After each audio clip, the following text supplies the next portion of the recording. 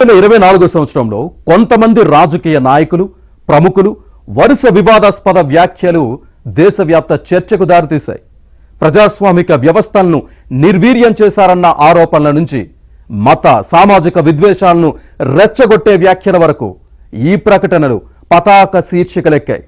అంబేద్కర్పై అమిత్ షా చేసిన వ్యాఖ్యలు, కాంగ్రెస్ నేత రాహుల్ గాంధీ అగ్నివీర్ వ్యాఖ్యలతో పాటు పలువురు రాజకీయ నేతలు చేసిన కామెంట్స్ ఈ ఏడాది వివాదాస్పదమయ్యాయి.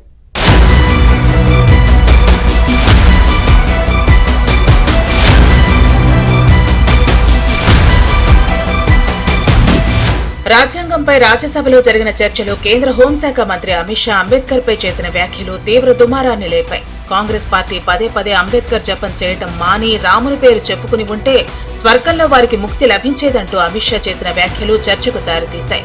అమిత్ షా తన వ్యాఖ్యలను ఉపసంహరించుకోవాలని, ఆయన వెంటనే రాజీనామా చేయాలంటూ ప్రతిపక్షాలు పెద్ద ఎత్తున నిరసన ప్రదర్శనలు నిర్వహించాయి. అంబేద్కర్ స్ఫూర్తి బాటలో నడిచే కోట్లాది మందిని అమిత్ షా అవమానించారని, దళిత వ్యతిరేకి అయిన బీజేపీ ముసుగు వీడిపోయిందని కాంగ్రెస్ నేతలు విమర్శలు గుప్పించారు. माफी मांगो, माफी मांगो, अमित शाह माफी मांगो, माफी मांगो, माफी मांगो, अमित शाह माफी मांगो, माफी मांगो, माफी मांगो, अमित शाह माफी मांगो.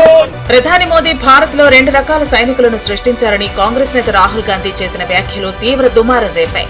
పేద, దళిత, మైనార్టీలను అగ్నివీర్ పథకం కింద నియమిస్తున్నారని, దానితో వారు పెన్షన్లు, క్యాంటీన్ సౌకర్యాల వంటి ప్రయోజనాలను కోల్పోతున్నారని రాహుల్ అన్నారు. ధనిక కుటుంబాలకు చెందిన వారు మిలిటరీలో ఉన్నత స్థానాల్లో ఉద్యోగాలు సంపాదించడమే కాకుండా అనేక సౌకర్యాలను పొందుతున్నారని లోక్సభలో ప్రతిపక్ష నేత విమర్శించారు. ఆయన వ్యాఖ్యలు భారత సైన్యం మనోభావాలను దెబ్బతీసే విధంగా ఉన్నాయంటూ ఎన్నికల సంఘానికి బీజేపీ ఫిర్యాదు చేసింది.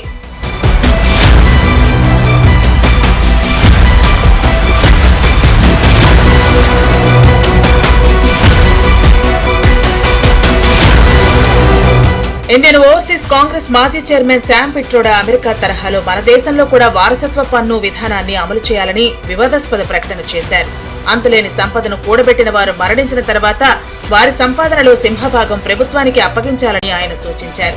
ఆయన వ్యాఖ్యలు వివాదాస్పదమని, సంపద సృష్టికర్తలపై, భారత ఆర్థిక వ్యవస్థపై దాడిగా పలువురు విమర్శిస్తున్నారు. మరోపక్క భారతదేశ జాతి వైవిధ్యంపై పిట్రోడా చేసిన వ్యాఖ్యలు మరింత వివాదాన్ని రేకెత్తించాయి. దక్షిణ భారతదేశంలోని ప్రజలు ఆఫ్రికన్ల వలె కనిపిస్తారని, తూర్పులో ఉన్నవారు చైనీయులు, పశ్చిమంలో ఉన్నవారు అరబ్బులను పోలి ఉంటారని ఆయన వివాదాస్పద వ్యాఖ్యలు చేశారు.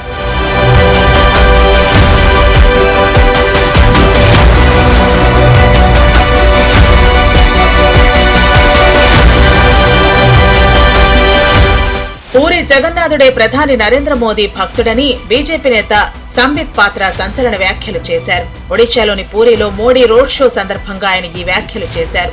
మతాన్ని రాజకీయాలతో సమ్మిళితం చేసే వివాదాస్పద ప్రయత్నంగా కొందరు దాన్ని అభివర్ణించారు. ఒడిశా ప్రజల మతపరమైన మనోభావాలను కించపరిచేలా పాత్ర వ్యాఖ్యలు చేశారంటూ విమర్శలు చెలరేగాయి. దాంతో ఆయన ఒడిశా ప్రజలకు క్షమాపణలు చెప్పటమే కాకుండా ప్రాయశ్చిత్తంగా 3 రోజుల పాటు ఉపవాస దీక్షను కూడా చేశారు.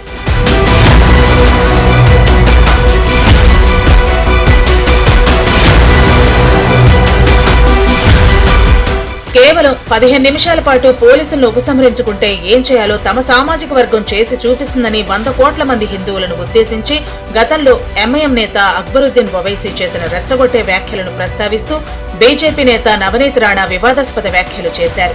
హిందువులు స్పందించడానికి కేవలం 15 సెకన్ల సమయం పడుతుందని ఆమె హెచ్చరించారు. ఆమె వ్యాఖ్య హింసను ప్రేరేపించేదిగా ఉందని విస్తృతమైన ప్రచారం జరిగింది. రాణా తీరు మతపరమైన ఉద్రిక్తతలను పెంచేదిగా ఉందని అంటూ చాలా మంది ఆమె వ్యాఖ్యలను ఖండించారు.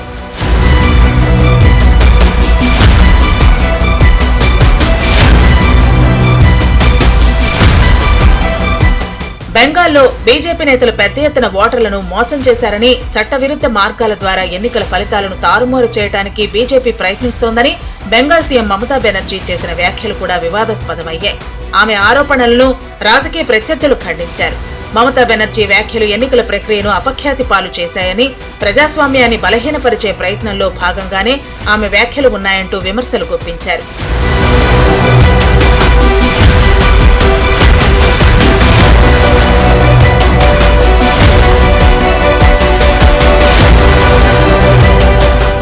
కాంగ్రెస్ నేత నేత శశి థరూర్ బీజేపీని హిందూ తాలిబాన్తో పోలుస్తూ వివాదంలో చిక్కుకున్నారు. మత అసహనం పెరుగుతున్న నేపథ్యంలో ఆయన చేసిన వ్యాఖ్యలు మత విద్వేషాలను రెచ్చగొట్టేలా ఉన్నాయని అందరూ విమర్శించారు. భారత లౌకిక వ్యవస్థకు పొంచి ఉన్న ముప్పును నొక్కి చెప్పేందుకే తాను ఈ వ్యాఖ్యలు చేశానని శశి థరూర్ తర్వాత వివరణ ఇచ్చారు.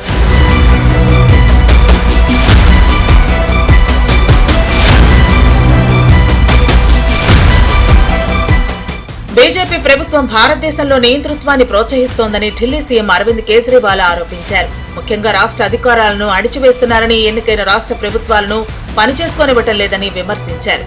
ఆయన వ్యాఖ్యలను బీజేపీ నేతలు తీవ్రంగా విమర్శించారు. భారత ప్రజాస్వామ్య వ్యవస్థలను నిర్వీర్యం చేసేవిగా పలువురు ప్రతి విమర్శలు చేశారు.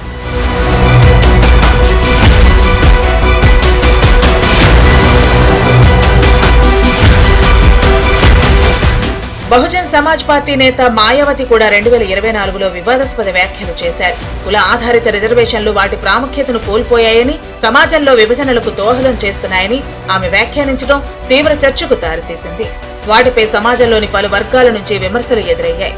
అణగారిన వర్గాలకు సామాజిక న్యాయం కోసం ఆమె నిబద్ధత ఏమిటో ఆమె వ్యాఖ్యలు అద్దం పడుతున్నాయని కొందరన్నారు.